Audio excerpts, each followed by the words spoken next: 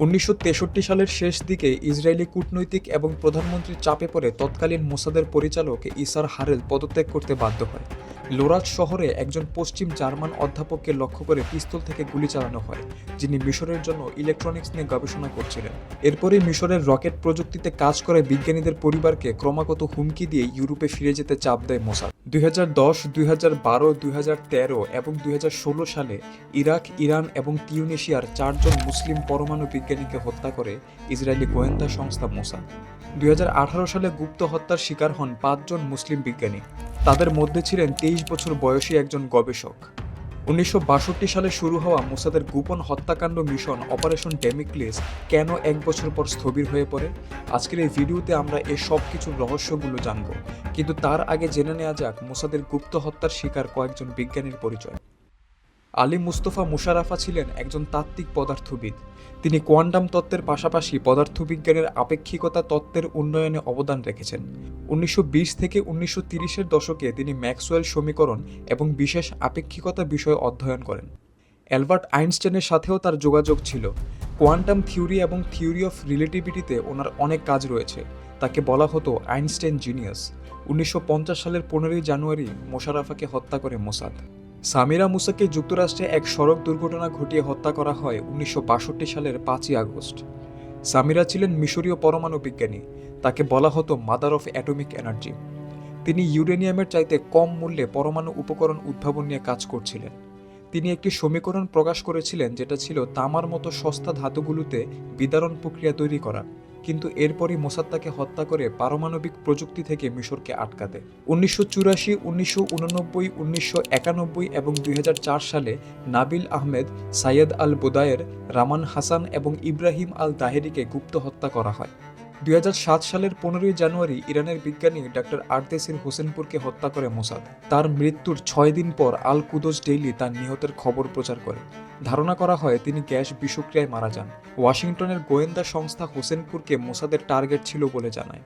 2010, 2012, 2013 এবং 2016 সালে Iraq, Iran এবং তিউনিসিয়ার 4 জন মুসলিম পরমাণু বিজ্ঞানীকে হত্যা করে মোসাদ, কিন্তু 2018 সালে গুপ্ত হত্যার শিকার হন 5 জন মুসলিম বিজ্ঞানী, যাদের মধ্যে ছিলেন 23 বছর বয়সী একজন গবেষক। তিনি ছিলেন ফিলিস্তিনি প্রকৌশলী ও কানাডায় পিএইচডির ছাত্র হাসান আলী খায়রুদ্দিন। বিশ্ব অর্থনীতিতে ইহুদি আধিপত্য নিয়ে গবেষণা করছিলেন তিনি। সর্বশেষ 2020 সালে ইরানের শীর্ষ নিউক্লিয়ার বিজ্ঞানী মহসিন ফাখরিজাদকে হত্যা করে মোসাদ। তাকে হত্যা করা হয় automatic remote controlled machine gun দিয়ে। তিনি অনেক আগে থেকেই ইসরায়েলের রেডমার্ক করা ছিলেন। প্রশ্ন আসতে পারে, মোসাদ কেন বেছে বেছে মুসলিম বিজ্ঞানীদের গুপ্ত হত্যা চালাচ্ছে? উত্তরটা নিশ্চয়ই আপনি ধরতে পেরেছেন। মুসলিম বিশ্ব যেন বিজ্ঞান ও প্রযুক্তিতে এগিয়ে কোনোভাবেই পরমাণু শক্তিধর না হতে পারে। 1962 সালে অপারেশন ডেমিক্লিস নামে মোসাদ একটি গোপন অভিযান চালায়। তাদের টার্গেট ছিল নাৎসি জার্মানির রকেট প্রোগ্রামে নিযুক্ত জার্মান বিজ্ঞানী এবং প্রযুক্তিবিদরা, যারা মিশরের জন্য রকেট তৈরি করছিল। 1962 সালের জুলাইয়ে রকেটের সফল পরীক্ষা চালানোর পর বিশ্বের নজরে চলে আসে মিশর। এরপরই মিশরের রকেট প্রযুক্তিতে কাজ করে বিজ্ঞানীদের পরিবারকে ক্রমাগত হুমকি দিয়ে ইউরোপে ফিরে যেতে চাপ দেয় মোসাদ। 27 নভেম্বর রকেট বিজ্ঞানী ওলফম্যান পাইজের অফিসে একটি পার্সেল বোমা পাঠিয়ে বিস্ফোরণ ঘটানো হয়। এতে তার সহকারী আহত হয় এবং 5 জন কর্মী নিহত হয়। লোরাজ শহরে একজন পশ্চিম জার্মান অধ্যাপককে লক্ষ্য করে পিস্তল থেকে গুলি চালানো হয়, যিনি মিশরের জন্য ইলেকট্রনিক্স নিয়ে গবেষণা করছিলেন। গুলি লক্ষ্যভ্রষ্ট হয় এবং বন্দুকধারী গাড়িতে করে পালিয়ে যায়। এভাবে চলতে থাকলে 1963 সালের শেষের দিকে বিজ্ঞানীরা আতঙ্কে মিশর থেকে ফেরত যান। তৎকালীন সময়ে ইসরায়েলের প্রধানমন্ত্রী ডেভিড বন গুরিয়নকে জার্মান কর্মকর্তারা জানিয়েছিলেন মিশরে তাদের অবদানকে অতিরঞ্জিত করে ইসরায়েলের প্রচার করা হচ্ছে।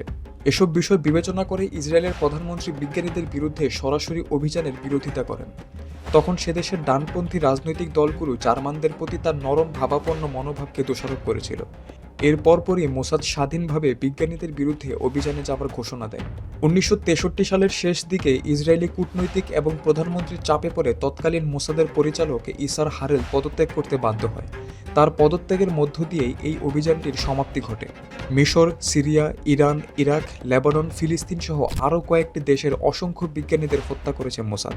এইসব দেশের বিভিন্ন প্রকল্পে কাজ করা অমুসলিম বিজ্ঞানীদেরও হত্যা করা হয়েছে। মোসাদের কাজের প্রত্যক্ষ মদত রয়েছে যুক্তরাষ্ট্র এবং ন্যাটোর। তাদের প্রধান পরিকল্পনা ইরানকে কোনোভাবেই পরমাণু শক্তিধর দেশ হতে দেওয়া যাবে না। ইসরায়েল এখনও পুরো বিশ্বে তাদের গুপ্ত হত্যা অব্যাহত রেখেছে। বিগত ৭০ বছরে ২৭০০টির বেশি হত্যা মিশন চালিয়েছে দেশটি। টুথপেস্টে বিষ মিশিয়ে পার্সেল বিস্ফোরণ, সশস্ত্র ড্রোন, গাড়ি বোমা হামলা, স্নাইপিং সহ আরও নানা কায়দায় হত্যা চালিয়ে যাচ্ছে। বন্ধুরা, ভিডিওতে তুলে ধরা সত্যগুলোর আড়ালেও আরও হাজারটা সত্য লুকিয়ে আছে।